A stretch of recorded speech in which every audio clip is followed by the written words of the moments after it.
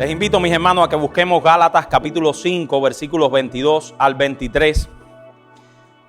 Esta lista que se encuentra en Gálatas 5, 22 al 23 de las manifestaciones del fruto del Espíritu Santo.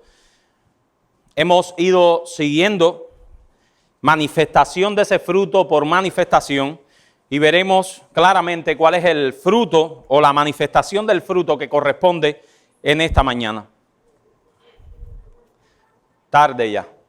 Dice el apóstol Pablo a los Gálatas: mas el fruto del Espíritu es amor, gozo, paz, paciencia, benignidad, bondad, fe, mansedumbre, templanza. Contra tales cosas no hay ley. Y como ustedes se pueden dar cuenta claramente, si el domingo pasado nosotros tratamos la manifestación de la benignidad y la bondad, hoy nos corresponde tratar la manifestación de la fe. Vamos a orar y con esto comenzamos nuestro sermón. Oremos. Señor, tú conoces nuestras incapacidades. Tú sabes nuestras miserias y tú sabes también, Señor, lo débiles que son estos instrumentos tuyos.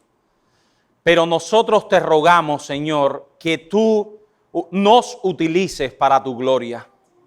Que tu gloria se haga manifiesta en este lugar y que tu palabra impacte nuestros corazones. Eso solo podrá ser posible a través de que tu Espíritu Santo tome cada palabra y la implante en el corazón de cada creyente y de cada persona que no te conoce en este lugar.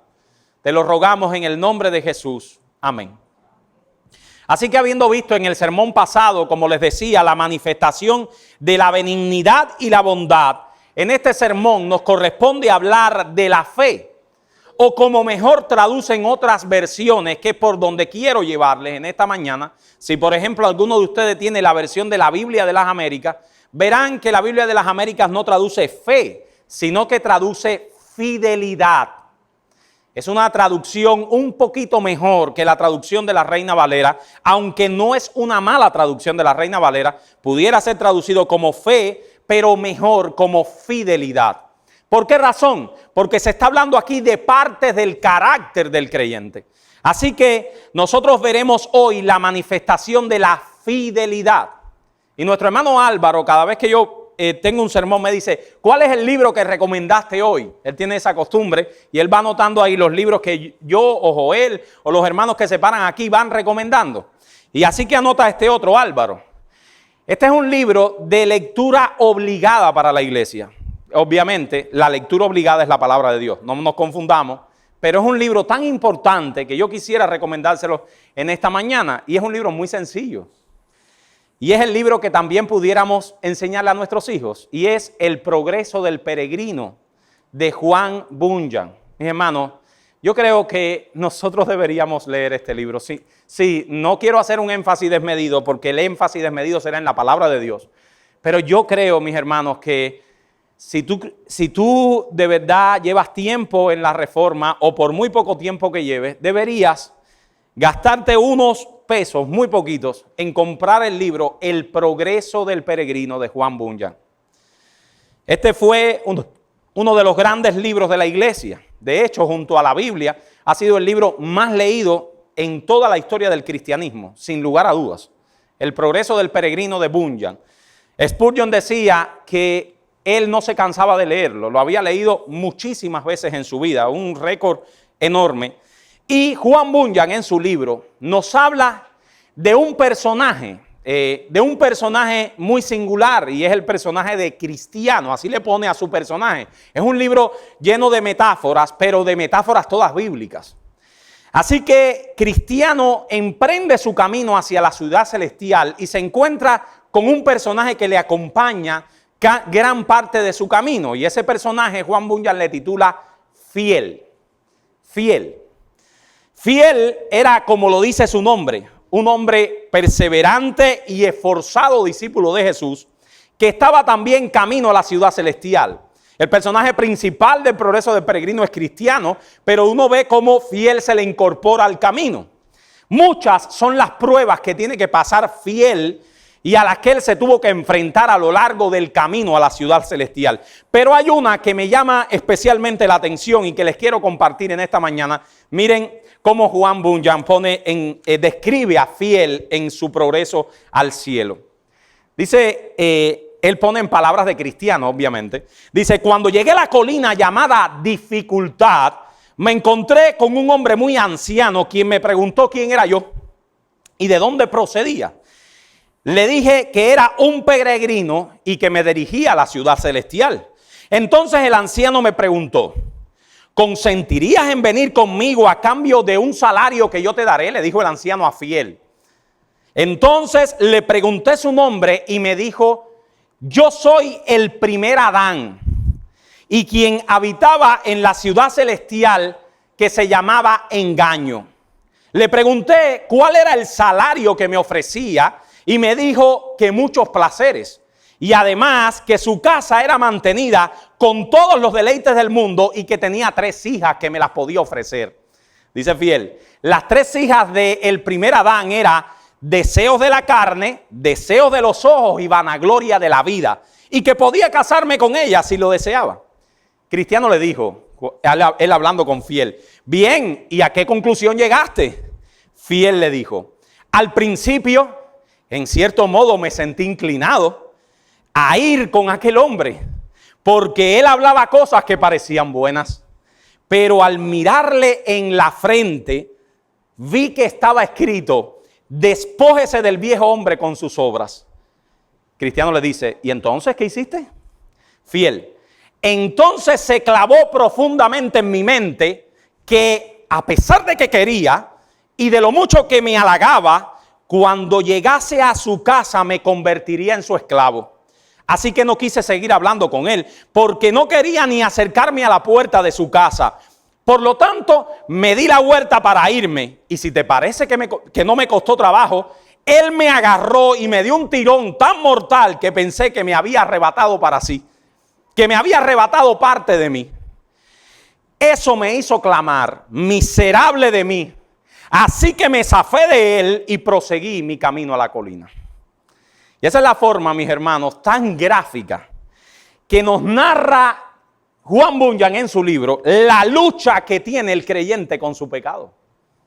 Si ustedes piensan en la lucha de un creyente con su pecado, se dará cuenta que cada palabra está medida exacta. Spurgeon decía que a Juan Bunyan le corría no hemoglobina, sino biblina por la sangre. Pero también nos habla este encuentro de fiel con el primer Adán de la cualidad del Espíritu Santo que nosotros vamos a tratar en esta mañana, y es la fidelidad que está arraigada en cada uno de los que aquí habemos que profesamos ser creyentes y discípulos de Jesucristo. En este evento de este personaje fiel está descrita de manera muy detallada lo que ocurre en el diario vivir de cada uno de nosotros. Y yo veo que cuando yo contaba la historia muchos sonreían, porque eso es lo que nos ocurre a todos. Se nos presentan tentaciones, se nos presentan presiones para seguir a nuestro primer Adán. ¿Y quién es el primer Adán? Nosotros mismos, mis hermanos. El yo que tenemos dentro todos los días. Pero el creyente cuyo nombre es fiel se acuerda en cada tentación de aquel llamado a despojarse del viejo hombre que había en la frente. Y entonces se zafa de la tentación, no sin muchos problemas, y sigue su peregrinaje al cielo. Mis hermanos, esta virtud cristiana de la fidelidad está íntimamente ligada a nuestra profesión de fe, y yo le pedí al Señor anoche que haga verlo esto a ustedes, a cada uno de nosotros en esta mañana, que haga el milagro de que se abran nuestros corazones y entendamos que la fidelidad y el cristianismo no pueden ir separadas. Eso es la naturaleza de ser un discípulo de Jesucristo. De hecho, la fidelidad es la marca imprescindible de ser un cristiano. ¿Cuántos que comenzaron con nosotros este camino, hoy los vemos alejarse de él? Y yo pensando, haciendo este sermón, yo pensaba en nombres concretos, obviamente que yo no voy a compartir acá. Y pensaba en gente concreta que empezaron conmigo la carrera cristiana. Desde allá, desde el año 97, cuando yo me bauticé hace 21 años.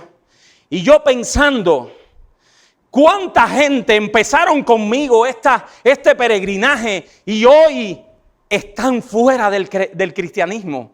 ¿Cuántos los vi solamente un poco de tiempo y empezaron con un fervor enorme? Por eso es que no debemos medir el fervor. Tenemos que tener mucho cuidado cuando medimos nuestro fervor y no en el otro, en nosotros mismos. Tenemos que tener mucho cuidado. Sí, empieza con fervor, pero trata de que ese fervor se mantenga. No pierdas tu primer amor. ¿Cuántos, y asimismo todos los que estamos aquí podemos rememorar, cuántos que empezaron este camino hoy andan por otro camino? ¿Qué es entonces la fidelidad, mis hermanos? Bueno, la fidelidad es la manifestación del Espíritu que está íntimamente ligada a dos conceptos. Al concepto de lealtad y de confiabilidad. La palabra bíblica indica aquello que es firme, aquello que es digno de confianza. Es una cualidad imprescindible del carácter del creyente. El ser un verdadero creyente implica imprescindiblemente que uno se mantenga firme en lo que cree, en los valores que ha aprendido, aun cuando esos valores sean puestos a prueba y aun cuando te zarandeen, como le zarandearon a Fiel. Así que habiendo visto qué es la fidelidad, veamos en este sencillísimo sermón, porque lo quise hacer sencillo a propósito, para que queden sus mentes. No muy cargado, para que sus mentes se queden con el sermón. En primer lugar, yo creo que todas las cualidades del Espíritu Santo deben empezar por Dios. Primero, vamos a hablar de la fidelidad de Dios. Hay más de 60 referencias bíblicas en el Antiguo Testamento a la fidelidad de Dios. Y muchas de ellas, si usted va conmigo en el pensamiento, verán que la mayoría de las referencias bíblicas a la fidelidad de Dios están en el libro de los Salmos. El libro de los Salmos es un canto al Dios que es fiel, al Dios que siempre cumple lo que habla.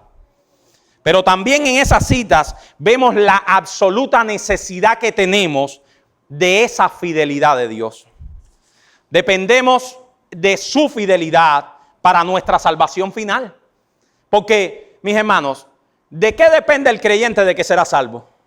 ¿Por qué uno puede decir hoy, si yo me muero hoy, dice el apóstol Pablo decía, y yo espero que ese también sea nuestro pensamiento, yo no sé qué hacer, si quedarme aquí o irme de este mundo, porque si me quedo aquí, lo hago por causa de vosotros. Pero si me voy, es muchísimo mejor porque es estar con Cristo. ¿Y de qué depende que yo pueda decir? Yo sé que si yo cierro mis ojos hoy, yo voy a despertar en el cielo. Como dijo también R.C. Sproul, que hace unos días murió. Una frase que encontré, que pusieron ahí en su muerte, ese grandísimo hombre de Dios. Y en la muerte de Sproul recordaron ese pensamiento. Sproul decía, yo sé que si cierro mis ojos, mañana estoy en el cielo. No se preocupen por mí.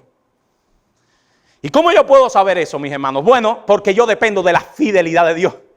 Yo estoy seguro que lo que Él ha dicho se va a cumplir. Por lo tanto, yo estoy seguro que si cierro mis ojos, Él no va a traicionar eso que Él ha dicho. Yo no voy a despertar en el infierno porque Él me ha dicho que si yo confío en su Hijo Jesucristo y vivo para Él, yo tengo vida eterna. Entonces yo confío en la palabra de Dios. Yo confío en lo que Él ha dicho. Segundo, dependemos de su fidelidad para librarnos de la tentación. ¿Por qué? Porque un creyente que está confiado en la fidelidad de Dios sabe que él rechaza el pecado porque Dios es mejor. Porque Dios le ha dicho que estar con Él es mejor que rechazar el pecado. Tercero, dependemos de la fidelidad de Dios para el perdón de nuestros pecados. Eso es increíble, mis hermanos. Dios ha dicho que no se acordará más de nuestros pecados y eso es verdad. Y hay que creerlo. Él ha dicho que nuestros pecados, y aún más gráfico en Apocalipsis dice que Él ha borrado nuestros pecados. Es como la maestra que coge el borrador y no se ve más. No como los borradores de Cuba, sino el borrador que no se ve más en la pizarra. Ese que ya no hay más, se borró completo. Créelo, mi hermano, en Jesucristo todos tus pecados han sido borrados. Nunca más se acordará de ellos. Nunca más. No es como el perdón de los hombres. El perdón de los hombres, yo te perdono, pero no se me olvida lo que me hiciste. No, Dios no es así. Dios no es así. El perdón de Dios es el borrar nuestros pecados para siempre. Y nosotros confiamos en su fidelidad para eso. En su fidelidad para eso. En que Él lo ha dicho y Él lo cumplirá. Cuarto, confiamos en su fidelidad, en la esperanza de la vida eterna, la cual Dios, que no miente, prometió que nos daría. Fácilmente podemos ver que cada aspecto de nuestra vida descansa en un Dios que es fiel, que no miente. Pues tenemos la seguridad de que Dios cumple lo que promete. Dios no es como los gobernantes de este mundo. ¿Cómo son los gobernantes? Cuando están en campaña electoral para buscar tus votos, te prometen el cielo y la tierra. Y cuando obtienen tus votos hacen exactamente lo contrario. Dios es como el salmista dice en el Salmo 89, 1 al 2. Las misericordias de Jehová cantaré perpetuamente. De generación en generación haré notoria tu fidelidad con mi boca. Porque dije, para siempre será edificada misericordia. En los cielos mismos afirmarás tu verdad. Mis hermanos, la fidelidad de Dios aparece en forma de preceptos, ejemplos y mandamientos en casi todas las páginas de la Biblia. Tú hables cualquier página de la Biblia y si hay algo que tú puedes sacar de esa página es que Dios es fiel. Y en esa fidelidad de Dios es que está basada toda nuestra esperanza. En un Dios que no cambia, en un Dios que es confiable. Nosotros tenemos en los cielos a nuestro Padre Celestial que cumple lo que nos ha dicho, que no miente, que es firme, que es confiable y que además tiene una cosa interesante. ¿Por qué? ¿Qué le pasa a Dios que no nos pasa a nosotros? Nosotros le decimos, yo le digo ahora a mi hermano Daniel, oye, después del culto voy para tu casa. Pero ¿y si tengo un choque en la esquina? No puedo ir para la casa. Por mucho que yo sea confiable, le dejo la comida hecha. Por muy confiable que yo sea. ¿Por qué? Porque Dios tiene una cosa que nosotros no tenemos. Él tiene el poder para cumplir lo que promete. No existe circunstancia externa alguna que pueda frustrar lo que Él ha prometido. Por eso es que podemos confiar en Dios. Por eso es que la confianza que nosotros tenemos en Dios es mucho más absoluta que la que yo pueda tener en cualquier hermano o la que tú puedas tener en mí. Porque a mí sí me modifican las circunstancias, pero a Dios nunca. Nunca. Él tiene control de las circunstancias. Por eso, mis hermanos, la fidelidad de Dios es la base de nuestra fe. Nosotros estamos llamados en las Escrituras también a imitar a Dios en su fidelidad. Y no solo imitarlo, sino que Él ha puesto esa virtud en el corazón de los creyentes. Y yo tengo un texto que es genial. Y es el texto de Proverbios 26, que une los dos dones o los dos frutos o las dos manifestaciones que hemos venido en el sermón pasado y en este. Dice Proverbios 26, muchos hombres proclaman su bondad, pero hombre fiel, ¿quién lo hallará?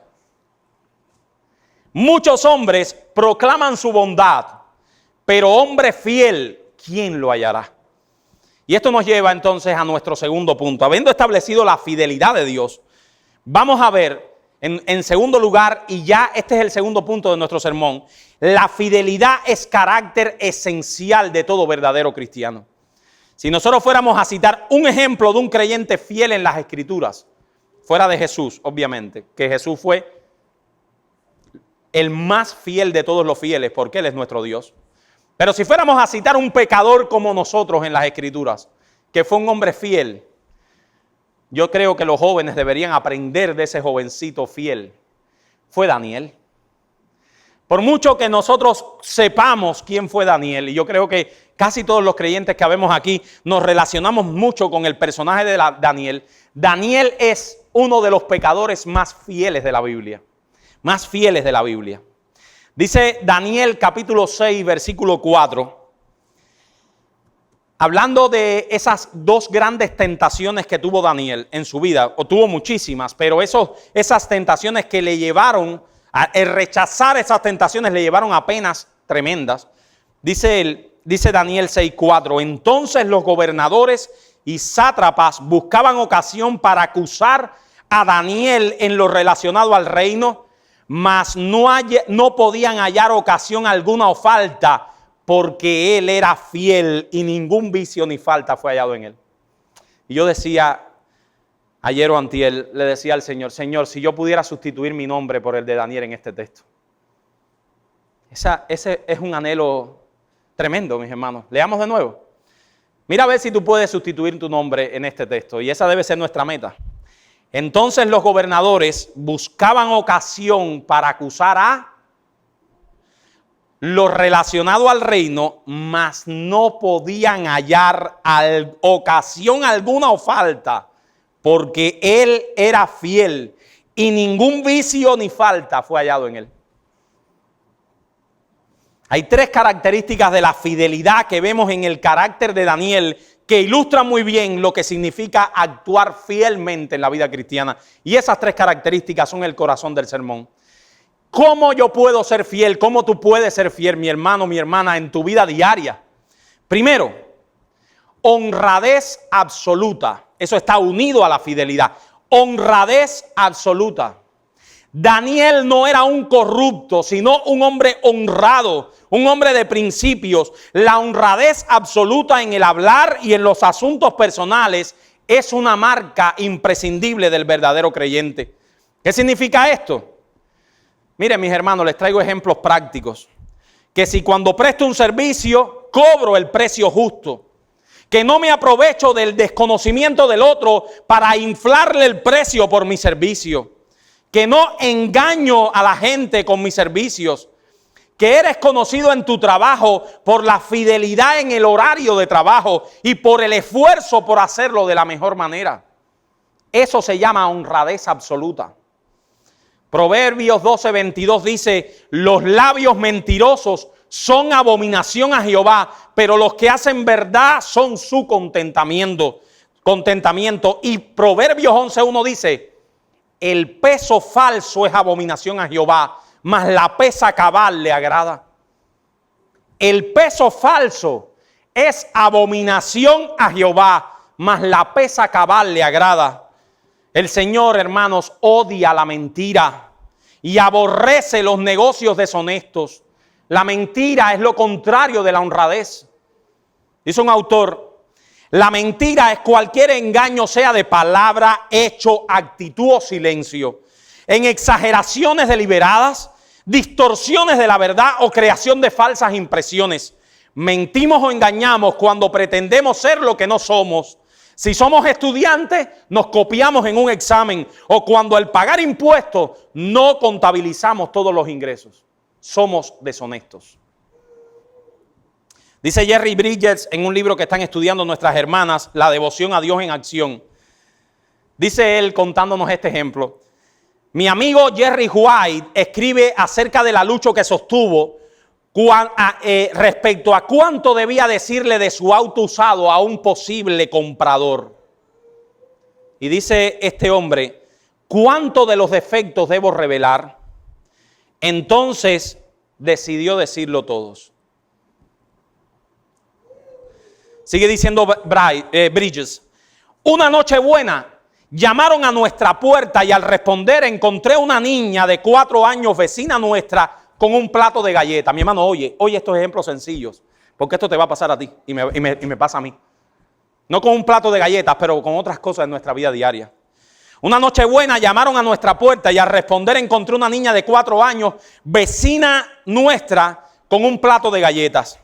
Dice la niña, mi mamá les mandó estas galletas que hizo. Dijo con una sonrisa. Se le agradecí y guardé las galletas, olvidándome por completo de ellas porque estábamos corriendo, saliendo para la iglesia. Unos días después, cuando salía de la casa a montarme en el carro, la niña se me acercó en un triciclo. Señor Bridges, ¿le gustaron las galletas? Oh, estaban muy ricas, le dije, cuando ni siquiera las había probado. Se me habían olvidado. Mientras estaba conduciendo, comencé a pensar en lo que había hecho. Había mentido sin lugar a dudas. ¿Por qué le había hecho? ¿Por qué resultaba conveniente para mí? Me salvó de pasar una vergüenza y la niña de llevarse una desilusión. Al pensar en ese pecado me di cuenta de que no se trataba de algo aislado, que el Espíritu Santo, miren lo que este hombre dice en su libro, mis hermanos, si él no lo dijera en un libro público, yo no lo dijera aquí. Déjeme decirle que hasta eso yo estuve pensando y decía, ¿cómo lo voy a decir en la iglesia? Pero es que él lo dijo en un libro público. Dice Jerry Bridges, el Espíritu Santo me hizo recordar que había estado haciendo eso muchas veces. Tuve que enfrentarme al hecho de que no era tan honrado como creía. ¿Y cuántos podemos decir lo mismo? Mis hermanos, en esta área de la fidelidad, que es la honradez, es algo en lo que debemos trabajar todos. Todos debemos trabajar en eso. Los creyentes debemos mostrar honradez en nuestra vida diaria, en nuestros negocios, en nuestros trabajos, en nuestros hogares. Y al final uno sabe que este asunto de falta de honradez, ustedes saben por qué somos deshonestos. Porque es un asunto de falta de fe. Es un asunto de falta de fe. Es que nos falta la confianza que debemos tener para saber que Dios bendice la obediencia. Para saber de que si vendo el carro con los defectos que le dije y lo vendo un poco más barato, Dios me va a sostener con ese dinero. Que no necesito más que el que yo con la obediencia en Dios puedo producir. La honradez, la pureza son siempre mejores y bendecidos por Dios. Yo le pido a Dios que me haga meterme eso en mi cabeza. Siempre el camino de la obediencia es mejor. Siempre. Cuando mentimos o somos deshonestos es porque pensamos que así podemos salir mejor. Pero Dios nos dice todo lo contrario. Dios nos dice en Proverbios que Él abomina la pesa falsa y Él abomina los labios mentirosos. Así que en primer lugar, mis hermanos, la fidelidad es honradez absoluta. Honradez absoluta. En segundo lugar, la fidelidad es plena confianza. Honradez absoluta, plena confianza. Ser fiel es alguien confiable. La gente puede fiarse de ti, pues te esfuerzas por cumplir con tus compromisos y guardas tu palabra cuando la empeñas. Dice el Salmo 15 del 1 al 4, un salmo que sabemos. Jehová, ¿quién habitará en tu tabernáculo? ¿Quién morará en tu monte santo? Aquel a cuyos ojos el vil es menospreciado, pero honra a los que temen a Jehová, el que aún jurando en daño suyo, no por eso cambia. Y nuestro hermano César nos decía en la clase una gran verdad. Hermanos, el cristianismo no es un libro de teología. Quitemos eso de nuestra mente. El cristianismo no es el mejor cristiano que hay aquí, no es el más calvinista. No es el que más lee teólogos en el mundo. Es el que en su vida diaria, mis hermanos, el que está progresando en la santidad, es en el que su vida diaria está enfocada en darle la gloria a Dios. Por lo tanto, miren lo que dice este Salmo 15. A mí me amonesta, a ti también. El que aún jurando en daño suyo, no por eso cambia. Dice un autor comentando este texto. Miren lo que dice este hombre. Este es MacArthur. Pienso en un hombre de negocios que firma un contrato para descubrir luego que el mismo no le conviene. ¿Qué debe hacer? ¿Firmaste un contrato? ¡Ay! Cometí un error. Tremendo problema me he metido. ¿Qué debo hacer? El incrédulo llamará de inmediato a su abogado para ver si hay alguna trampa legal que le permita invalidar el contrato. Desafortunadamente, muchos que profesan ser cristianos harían lo mismo. Pero no así el hombre de negocios piadoso. Él cumplirá con su palabra empeñada, aunque le cueste. Bueno, eso es lo que dice el Salmo. El que aún jurando en daño suyo, no por eso cambia. La confianza implica que nuestra palabra sea digna de fiar. Obviamente, nuestra confiabilidad es también limitada a las circunstancias, como les decía. Es claro que a veces damos nuestra palabra y las circunstancias nos los impiden. Entonces mis pastores en Cuba me decían, Ricardo, no empeñes tanto tu palabra. Es mejor decirle a tu hermano, mira, si puedo iré a tu casa. Mira, si estoy libre iré a tu casa, pero no empeñes tanto tu palabra, porque eso puede hacerte ver como una persona que no es confiable. Por eso ese principio de las Escrituras, es mejor no prometer y cumplir que prometer y no cumplir. Entonces ya vimos que la fidelidad incluye honradez absoluta, plena confianza y en último lugar, lealtad que no cambia. Una persona leal es aquella que está contigo cuando las cosas van bien y cuando las cosas van mal. Dice Proverbios 17:7, un texto que 17:17, que debiéramos meterlos en la cabeza. En todo tiempo ama el amigo y es como un hermano en tiempo de angustia. En todo tiempo ama el amigo y es como un hermano en tiempo de angustia. No existe persona que es amigo cuando las cosas van bien. Si la lealtad de una persona para con otras no garantiza su fidelidad en los tiempos difíciles, entonces no es tu amigo. Esa amistad sincera la tenemos en el ejemplo de Jonatán y David. A Jonatán casi le cuesta la vida su lealtad a David. ¿Se acuerdan? Pero las circunstancias adversas de David no cambiaron su amistad. Pero en ese sentido debe ser también nuestra lealtad al Señor, mis hermanos. Lealtad que no cambia. Si tú dices que eres amigo de Dios, cuando las cosas no vayan tan bien, mantén tu lealtad al Señor. Dice Juan capítulo 15, versículo 15, unas palabras hermosas de Jesús. Dice, ya nos llamaré siervos, porque el siervo no sabe lo que hace su Señor, pero os he llamado amigos, porque todas las cosas que oí de mi Padre os las he dado a conocer. Nosotros somos amigos de Cristo. Hemos sido reconciliados por medio de su sangre en la cruz. Por tanto, se espera de nosotros esa lealtad en todo momento. Por tanto, en el momento de la prueba, ¿qué hace uno que es amigo de Cristo? Se pega más a Él. Se pega más a Él, no se separa. Por eso en la prueba tú puedes conocer los verdaderos creyentes. Los verdaderos creyentes no se conocen tanto en la abundancia, en la prueba. En el medio de la prueba tú puedes conocer quién es verdadero creyente o si tú mismo eres verdadero creyente. Por eso el apóstol Pedro dice que para probar nuestra fe es necesario que pase por fuego, como me dijo nuestra hermana María hoy en la mañana. Hay que pasar la fe por fuego. Por eso decía un pastor, si tú oras por ser más santo, estás orando por más pruebas. ¿Tú sabes? Cuando tú le pides al Señor, Señor, yo quiero crecer en mi vida cristiana, tú estás pidiendo pruebas con eso. Porque la fe, como único crece es en medio de la prueba. Los infieles se alejan, los fieles se mantienen. Así que, mis hermanos, la fidelidad se muestra en honradez, confianza y lealtad.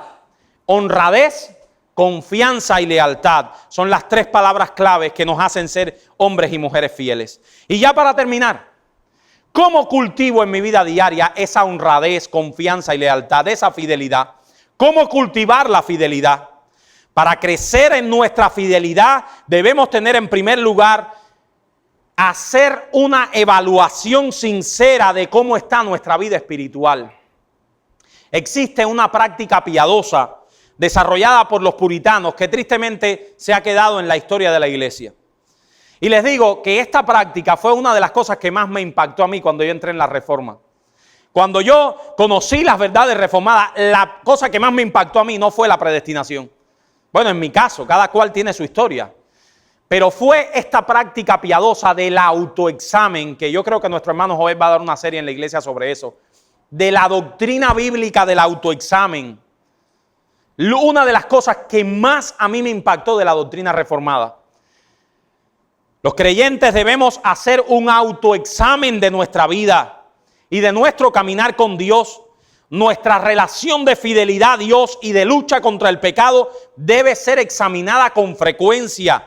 Debemos crecer en ese sentido, mis hermanos, en sentarnos un poquito en nuestra casa allí, cuando ya todo el mundo esté en silencio, y sentarnos y decir, ¿cómo está mi vida con Dios?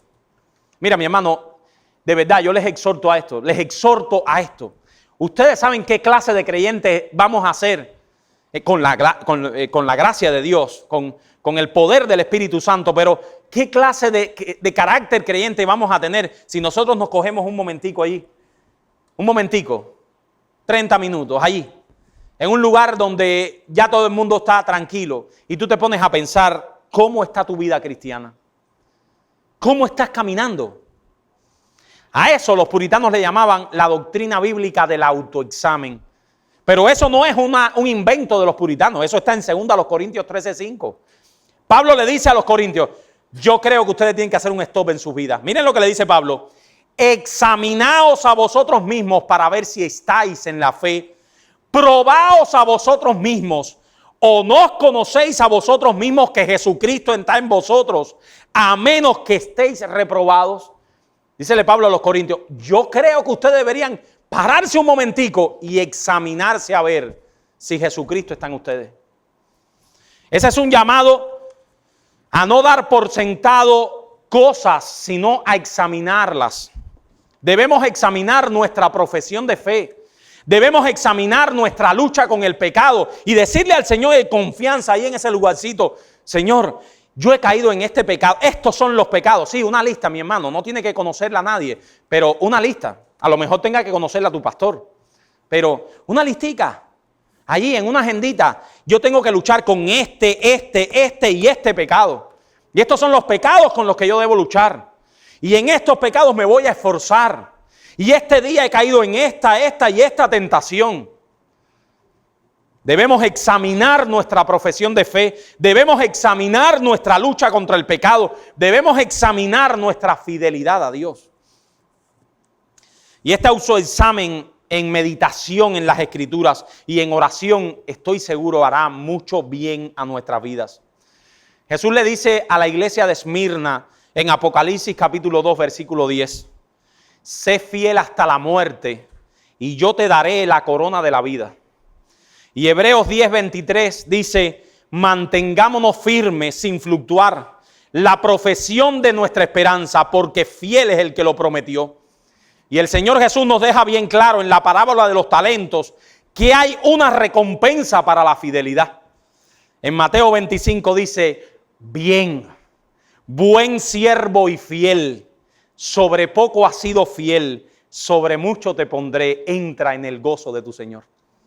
Hermanos, que Dios nos ayude a que esas palabras se digan sobre nosotros. En ese momento no diremos, no me digas bueno, no, te lo está diciendo el Rey de Reyes. Buen siervo y fiel, sobre poco has sido fiel, sobre mucho te pondré, entra en el gozo de tu Señor. Quiero terminar con esa exhortación que Martin Lloyd-Jones nos hace en un libro que se llama La fe a prueba. El creyente es alguien que toma la determinación de estar cerca de Dios y de vivir su vida tan cerca de Dios como le sea posible. ¿Por qué? Porque Dios es su bien. Un creyente es alguien que toma la determinación, porque ha sido salvado, de estar cerca de Dios y de vivir tan cerca de Dios como le sea posible, porque él sabe que Dios es su bien. Oremos y con esto terminamos, mis hermanos.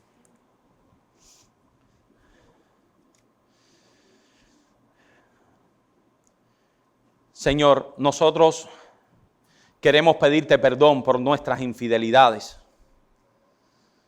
Nosotros sabemos, oh Señor, que te hemos sido infiel en muchos aspectos de nuestra vida.